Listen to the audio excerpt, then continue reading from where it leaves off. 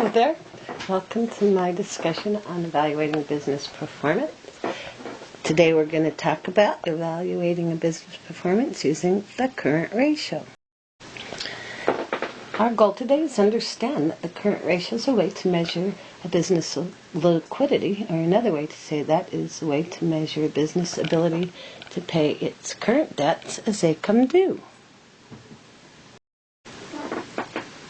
You recall from previous discussions that the reason that we make financial statements or learn to make them in financial accounting is to learn to make them in such a way that we can pass them to outsiders so that they can use them in the decision-making process.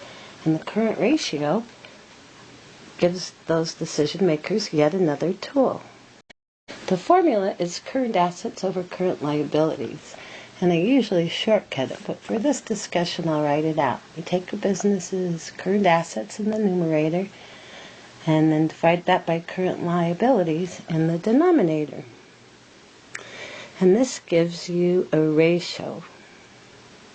This ratio tells you for every dollar you have in current liabilities, how much you have in current assets. Consider the following balance sheet. Let's say you have current assets of $10,000 and current liabilities of $5,000. If you calculated the current ratio at this point, you would take your current assets of $10,000, divide it by your current liabilities of $5,000, you would come up with the answer of 2.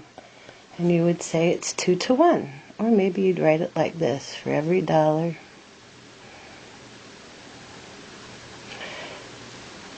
I just write it like 2. I think I just write current ratio is 2.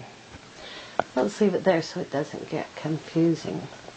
An industry standard used to be that we like to see the current ratio be 2, but since we've become more risk tolerant, 1.5 is considered acceptable. It can't be 1 to 1 because you can't pay current liabilities out of accounts receivable and prepaid insurance. You need cash to pay them. This will make investors feel either like they want to invest you or not, this ratio, or be one measure that they use. Consider the next example. You started at $10,000 to $5,000 and you felt all right. How do you feel if I now say $25,000 in current liabilities? Now, that puts a different phase on it. Let's take current assets and divide them by our current liabilities, and all of a sudden, even your eyes tell you, whoa, what are you going to use to pay those current liabilities as they come due? In the first example, as a decision maker, I feel pretty confident. In the second example, I'm not so warm and fuzzy. So the current ratio is yet another tool you have in your arsenal for deciding if you want to invest in a business or not. We have several now. We have 3, and we're going to learn many more.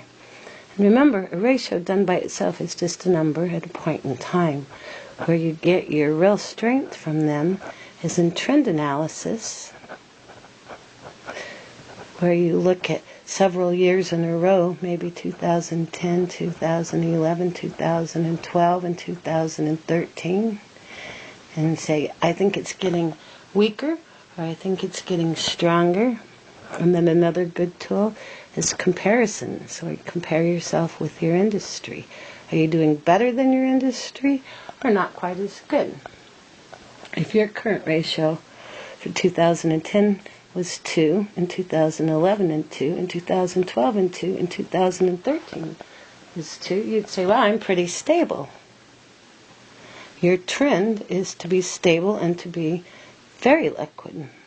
If you did an industry comparing and your industry is running at 1.5 for these years, you would say that you're stronger than your industry.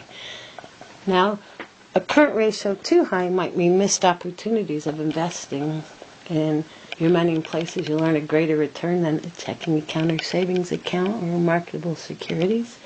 So you don't want it to be too high, but you want it definitely big enough to meet your debts. Your current liabilities as they come due. If you don't make it through the current period, you're not going to get to the long term. Thanks for joining me. Talk to you again.